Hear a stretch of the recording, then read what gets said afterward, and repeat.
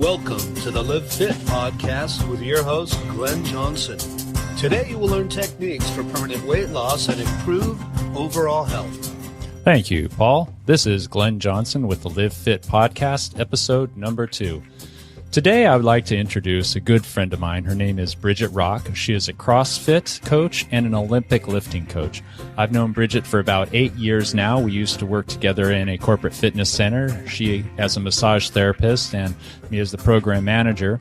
She was into swimming and CrossFit, and I was getting into road cycling, which turned into ultra-distance cycling, and in fact, she crewed for me, one of 3 people who drove around in a van behind me as I did race across Oregon, 535 miles. It was a great experience, and she was right there the whole time, making sure I was all right, giving me food and drink, and if I needed warmth or cold, whatever I needed, she was really attentive to my needs. Before I get on with her interview, I first want to apologize for the quality of the audio. I was using a laptop computer, and apparently it's a little bit noisy and not the best thing to use for recording audio. I tried to clean it up. On that note, without further ado, here is Bridget Raach. My name is Bridget Raach. What's your title? Wow, I have a lot of titles, I guess. Mom, I have 2 daughters, and I'm a teacher and instructor at Clark College, community college in Southwest Washington. I'm a trainer at Crossfit Fort Vancouver.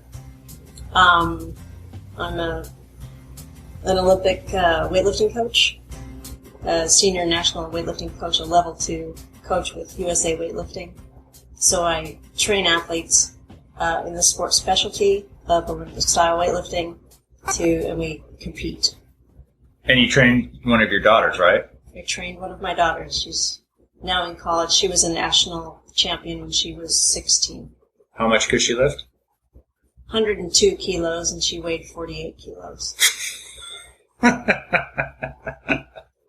That's a combined total. That's her snatch plus her clean and jerk lifts. That's crazy. I was diagnosed with breast cancer the first time, and on my 10th year anniversary, I wanted to do something important.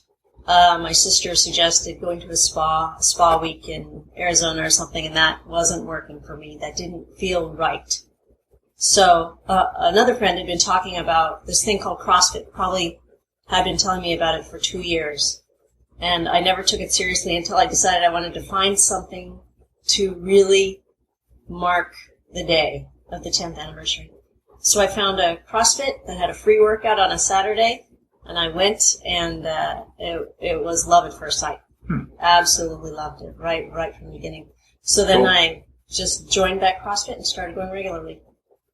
And that was the Fort Vancouver CrossFit? No, that was CrossFit Human Evolution's Laboratories in Portland, Oregon. Huh.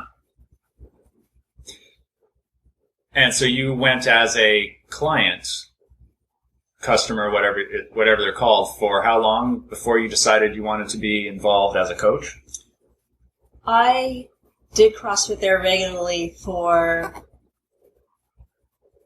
about 6 months, 7 months before I went and took my level 1 certification, which certifies you to be a CrossFit trainer.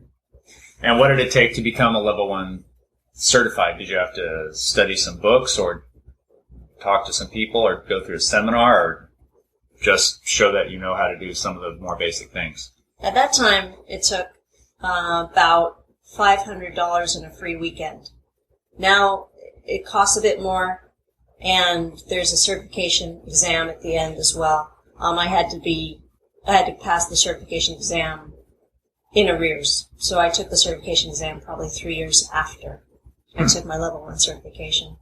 They really do, and I really do recommend people who are interested in coaching CrossFit that they participate in CrossFit workouts for at least a year before they go to take their level 1 weekend and their level 1 exam. It's pretty deep, pretty broad, I should say, in exercise science, exercise physiology, and movement kinesiology. Good. So before we go into CrossFit a little bit more, I would like to know what other than your anniversary from breast cancer and your need to mark the day with more of a challenge than lounging around in a spa, what in your past led you to doing something difficult and challenging versus being pampered? What was it about CrossFit that appealed to you? Probably because I am the youngest of 7 children. And while my older brothers and sisters think I led a pampered life, I think just the opposite was true. And I was always striving to run with the big dogs.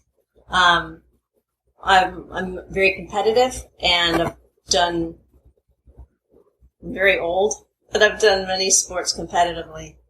So my breast cancer diagnosis kind of set me for a loop, took me out of the competitive world for a while, and I think I was ready to get back in, and I got back in a big way.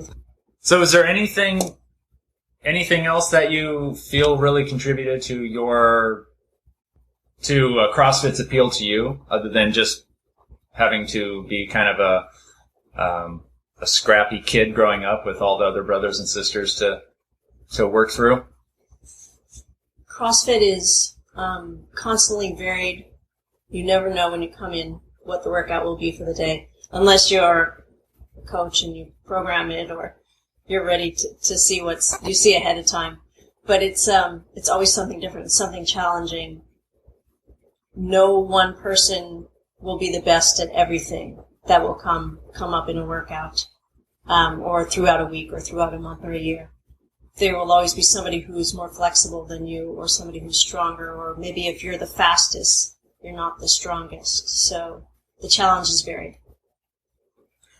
And were you athletic at all beforehand? Yeah. Before getting into CrossFit? I was. As I said, I'm competitive by nature, and horseback riding to tennis to horseback riding was just lessons and fun when I was a little kid. And then tennis got a little bit more serious through my middle school years. I played volleyball, went to play Division I volleyball. Competed in triathlon as an adult. Successful regionally, and masters swimming, successful regionally, and open water swimming, I was ranked internationally. I was 24th in the world, so I just kind of keep going for it. Nice. So what kind of people do you find taking CrossFit? Is there a certain body type? Do you find the skinny little runners come to it, or just the big musclehead beefy guys who want to lift weights? Big people, small people, male, female? What's the general category of physiques? No generalization as far as physiques. At our CrossFit, we have Navy SEALs home on leave, working out in the same workout right next to our grandmas who have arthritis issues. It's attractive to people who like to do work. Physical work. CrossFit will work. It will be effective and get results for anybody who puts their mind to it and shows up. But you have to be willing and accepting of work at an intensity that's appropriate for you. So the intensity of the Navy SEAL and the grandma, they're both working at the same intensity, but the Navy SEAL is putting out a lot more watts of power, if you will, than grandma, but they're both working at the proper intensity for themselves. Good. Now, I've heard a lot of talk about it being cultish. Can you explain that, or tell me the background of that, or what people mean by it? Yeah. Probably one of the more genius things, Greg Glassman, the inventor, if you will, of CrossFit. Whereas CrossFit isn't really anything new. It's movements that have been around since forever. But the way he's packaged them together with a community appeal.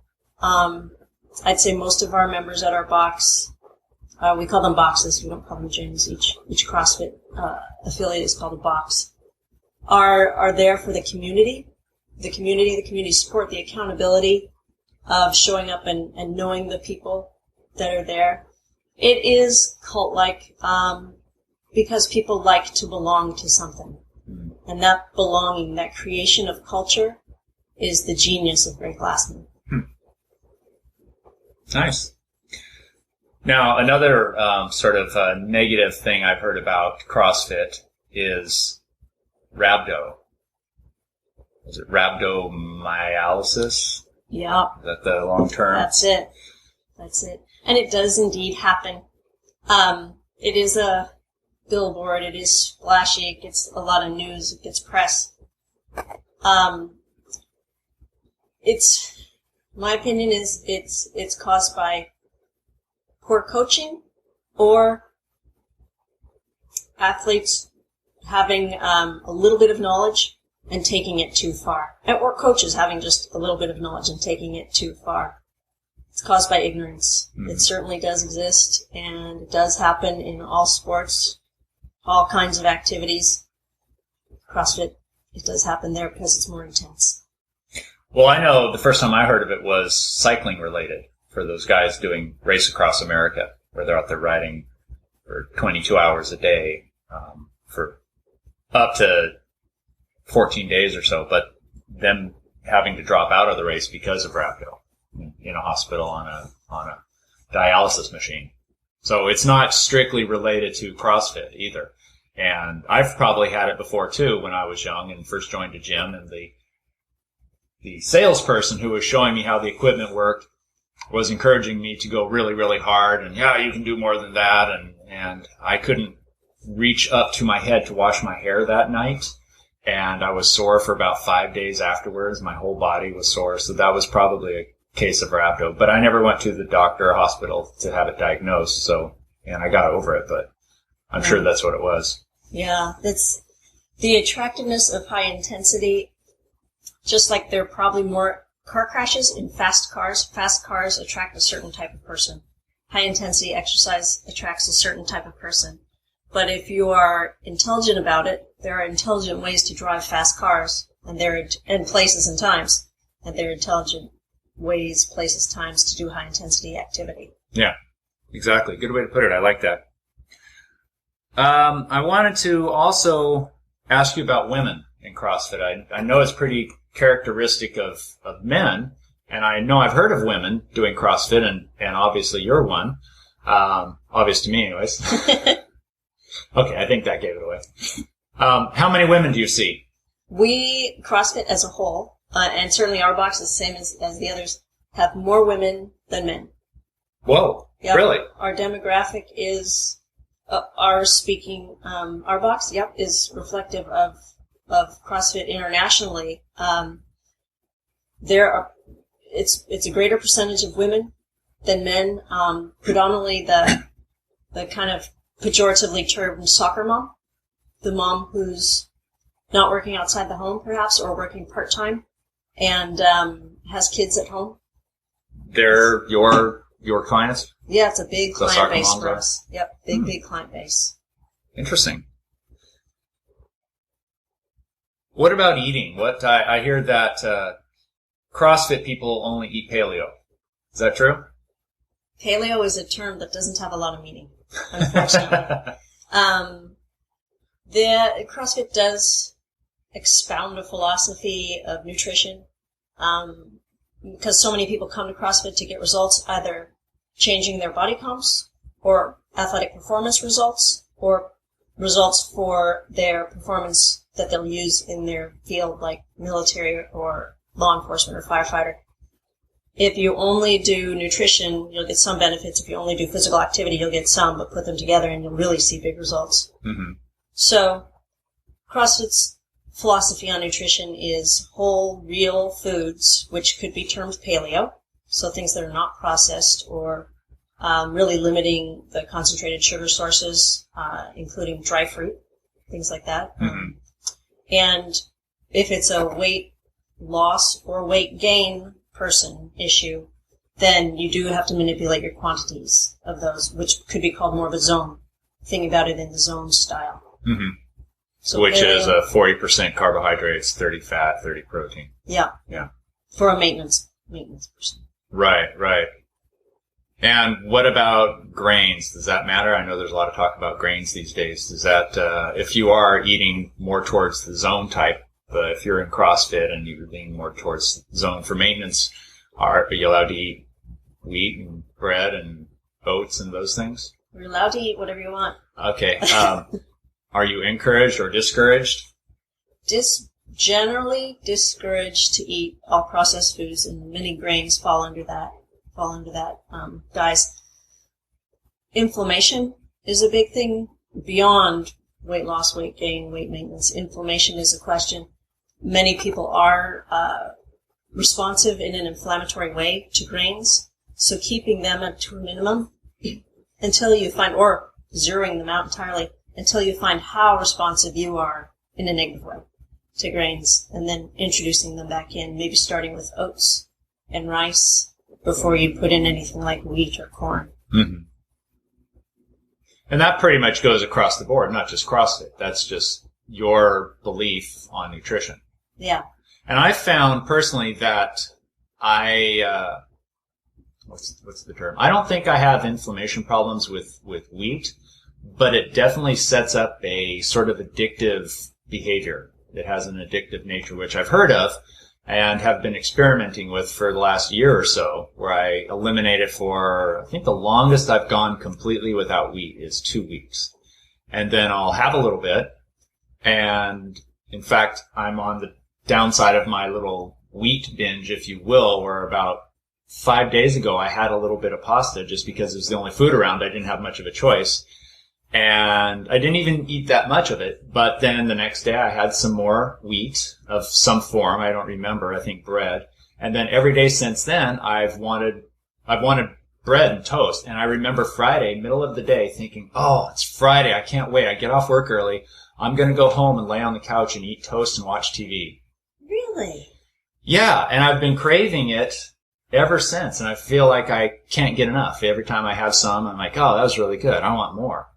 And I remember this feeling from a couple of months ago when I came back out of eating it for a spell, and it didn't really dawn on me at first, but if you look at the signs, if you keep a food journal, which is really the best way to be aware of your food. And I'm pretty aware of my food, but even me being aware of my food, I didn't put it all together. Oh, I had some pasta on Monday, and then Tuesday I had a tortilla, and then on Wednesday I had a piece of bread or something, and here it is Friday. I'm craving wheat bread, some sort of bread product. Yeah, interesting. And I wasn't putting it together. I'll play with that too.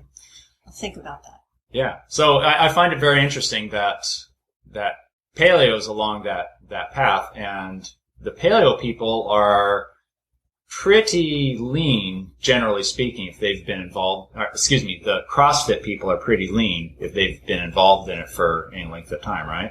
Yeah, if they're involved with it and they're following, some sort of diet structure that works for them, nutrition structure. We say diet, we mean how you're managing your fuel, not, are you dieting? Right. It's not a weight loss diet per se. Right. The diet is the food that you eat. Yeah, and finding what works for you, both nutrition and inflammation-wise. We say that you get to a balance where you support the muscle, but not the fat. Mm-hmm. That's kind of what I have people do too. Yeah. Feed your muscle, not your fat. Yeah. I think it's interesting that I'm holding the microphone. I'm standing and holding the microphone, and you're sitting, and we're at the perfect level. Yeah, my mouth is about as close to the mic as yours is. I was going to ask about cardio activities. So the typical cardio, running, walking, elliptical, rowing, bike riding, how acceptable is that with CrossFit? Very. Not necessarily an elliptical, because CrossFit boxes typically do not have any machines. The only machine we would have, and is ubiquitous, almost every CrossFit will have rowers. Mm-hmm. Concept 2 rowers. Why rowers? It's finally we tend to call it monostructural activity, that running, rowing, cycling, something that you do over and over and over and over. Monostructural activity that gets you off your feet and involves your whole body.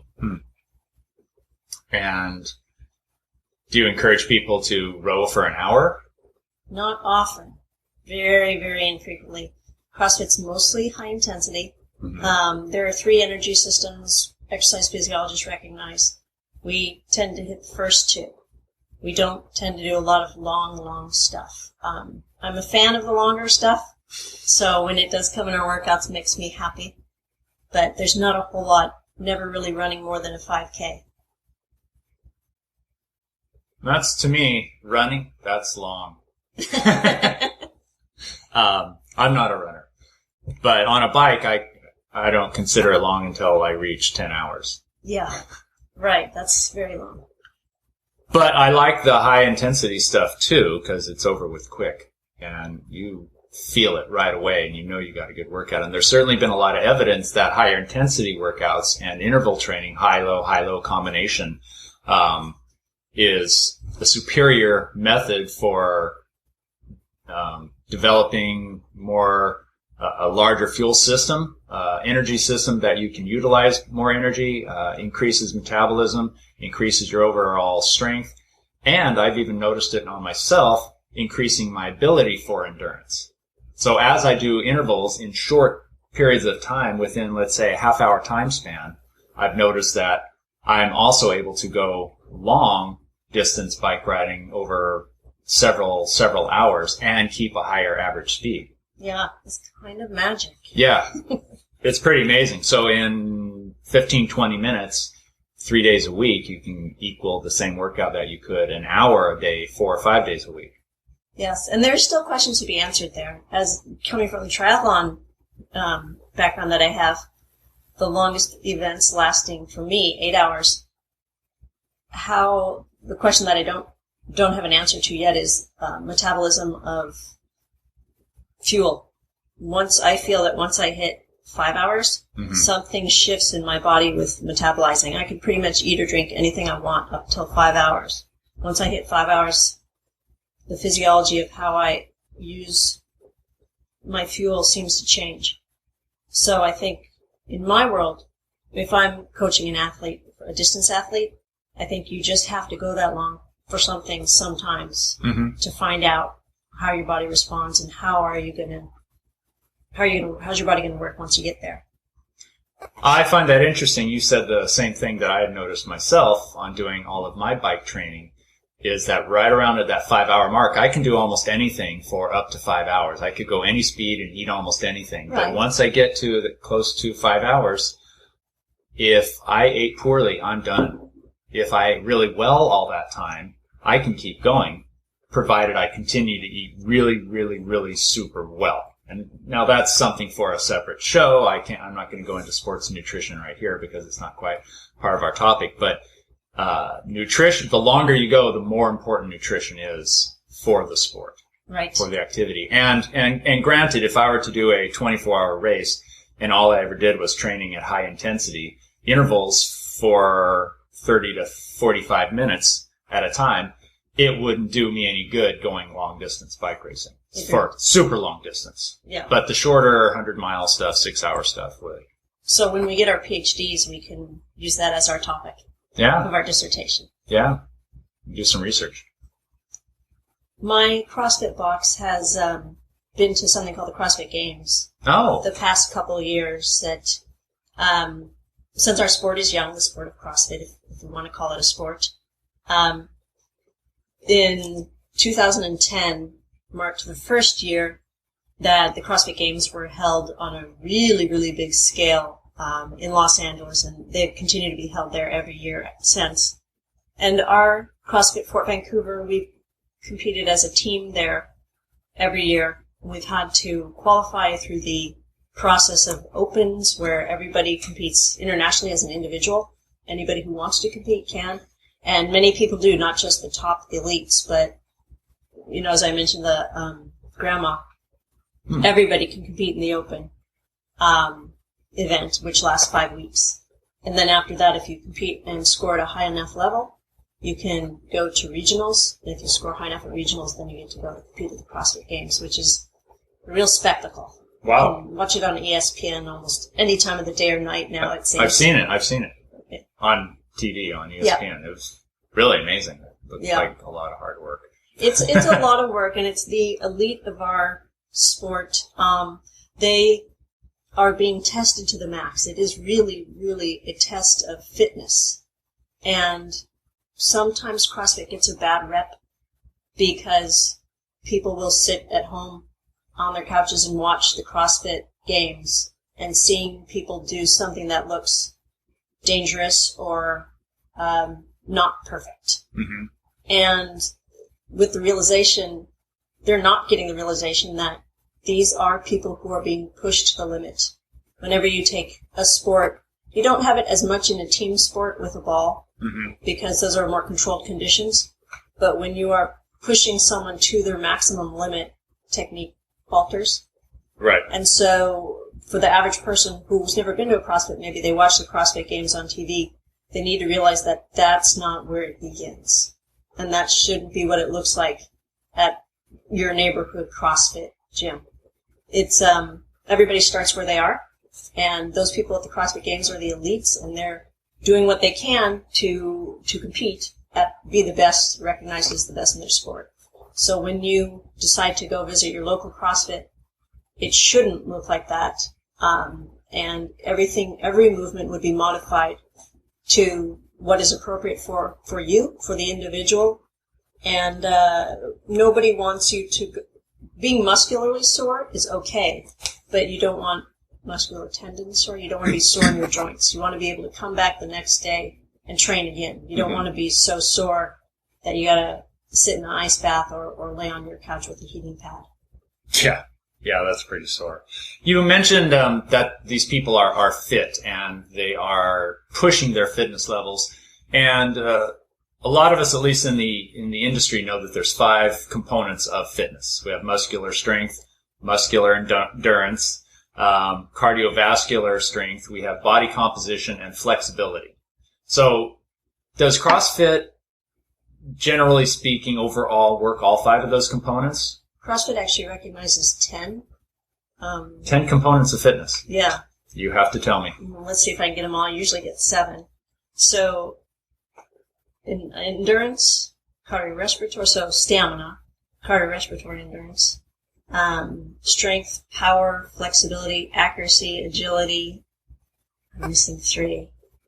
Body composition is not one of them, because there's fitness. You can have extra adipose, extra fat mass, and definitely be fit. Right. On the other side of the coin, it's not easy to have too little adipose and be fit. You're on a much more dangerous place. Sorry, Glenn, I can't think of the other 3 right now. Do you have balance in there?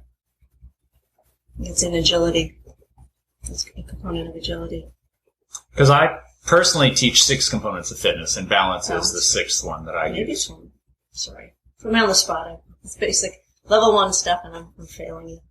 That's okay. I was just curious. So I think they pass and excel what I was looking for. Good coaches and good boxes do. At CrossFit Fort Vancouver, we keep track. CrossFit has been said as it's random. Unmeasurable, measurable, but unknowable, I should say. Random, variable exercising. But we have programming. We keep copious notes on what we've tested, what we've used, what we've challenged throughout every week, every workout, every week, every month, every year. We know exactly what our athletes, and we consider all of our members athletes, what all of our athletes have been doing, exposed to. We don't want them having too much short sprinting stuff, or too much long endurance stuff, or too much only weightlifting, or, we keep everything in balance. Oh, nice. Very nice. We have a saying that specialization is for insects. So CrossFitters, we don't specialize in specialization. We try to hit everything. We try to make a person as fit as they can be for life. We don't want them fit for the gym. Mm-hmm. If you're awesome at lateral flies, well, that's great. But where are you going to use that outside the gym? Maybe not as much. So we want to make a person as well-rounded and as effective as an athlete, as a human, for their sport or their life. We're not the sports specialists. We're not going to make a great basketball player, but we can make a basketball player greater. by making them a better human, a better athlete, a better mover. Great. Well, and you're really speaking, you're preaching to the choir, I guess I should say, because that's what Live Fit really looks at, is not specializing in any one thing, because people are not overweight, out of shape because of any one reason. I mean, maybe some people are. They just frankly love to eat too much pie every night, or they drink a bottle of wine every night, and that might be the only flaw in their health. But most people, they have little tiny problems here and there that just need to be tweaked. And when I work with somebody for their nutrition, I try to balance it out with their carbs, protein, and fat, as well as their activity, because not everybody likes to really bust their butt in the gym or outside of the gym, but they still need to move their body. So having a way that is tolerable for them to be active, but not so much that it's a burden, is what I seek out. But I really like the philosophy that you were telling me about keeping everything within balance and not specializing. And I think that really is the best way for most humans, because we are pretty diverse. That there are specialists, but they're generally very, very high level of a particular industry, engineers or doctors or that sort of thing. But most people are not specialists, and they do a little of this, a little of that. So it's great. I'm glad I'm talking to you. I think you have really enlightened me a lot to CrossFit. I was always a professional fan of CrossFit, just not a personal fan for my own exercise sake. But maybe I'll have to try it again. Yeah, please do. Now if you would give maybe a little pitch to a new person, I think you just did to me, but let's say a brand new person who doesn't like to exercise, what would you say to them to convince them that they should try CrossFit? I don't know that I've ever had to do that, because if it fits, if it works for you, I mean, it will work for you. I have no doubt that someone could walk in and tell me what their goals are, and I could work up a program for them individually, or just even bring them into our fold, make them one of our community, and they will get the results they're seeking.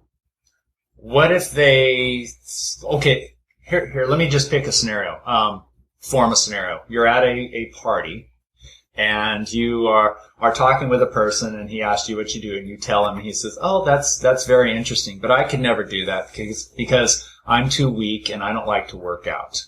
I'm an engineer and I sit at a cubicle all day and I just don't have any strength. I can barely walk out to my car. What would you say to him? Well, I never go to parties because I only eat lettuce and I'm always in bed by 6. I would encourage him to come to CrossFit and see that very same person who he is, who's there working out right now, or someone who's perhaps not. We have people with physical disabilities. We have people in wheelchairs. We have people in all walks of life and, parts of their journey. So I would just encourage them to come in and see what it's like. Just come watch. Yeah. There is one person that our CrossFit gym would not work for. That is, she is not a good fit. And she's a dear friend of mine. And while it would help her, we would help her get the results she'd want. She's a person in the community, and she sees people and everybody knows who she is. And when she works out, she doesn't want anyone to know her name. She doesn't want to be a part of a community. She wants to put her headphones on and just go, not have to interact with people. That would never work at our CrossFit. Oh, okay. We know your name. We know your family. We're a very family-oriented CrossFit. Children, kids? Yeah, we have kids CrossFit, and our music is appropriate, that you don't have to feel bad bringing your family in. But it wouldn't work for her, because we are everyone will know your name, and everyone will ask about you and wonder when you're not there, where are you? So that is one person it wouldn't work for. Now, I want to go back to the kids, and what's the age range for children? It's as young as long as they can pay attention and hold some focus. So usually 5-year-olds, if they've been through a little bit of school, they have some idea of that, when you need to focus and when you need to move. But that's just another coaching challenge. Right.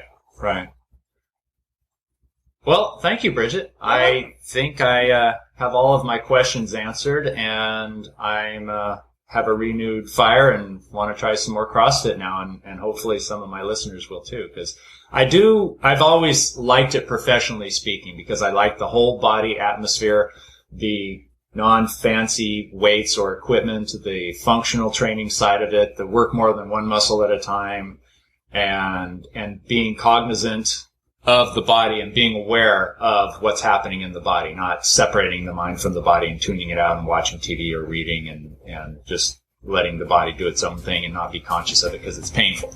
Thank you once again, Bridget. So thank you. I really appreciate your time. And do you have any final words? How can somebody get a hold of you if they want to? It's been really interesting, and I really hope there's some people out there who will give CrossFit a try. I know I will. Okay, I don't know when, great. but I know Thanks, that I Glenn. will. Have a nice day. Bye. And if you've enjoyed this show, I would really appreciate it if you would go on to iTunes and give me a review, preferably a 5-star rating, but any review that is honest and fair would be great with me. I want to see as many subscribers and reviews as possible in as short a period of time. This is my 2nd episode, and I plan on having many, many more, but I need to get up there in the ratings on iTunes. And the best way to do that is for you to give me a rating. So please spread the word, and I will be seeing you, or talking to you rather, in the next episode. Bye-bye.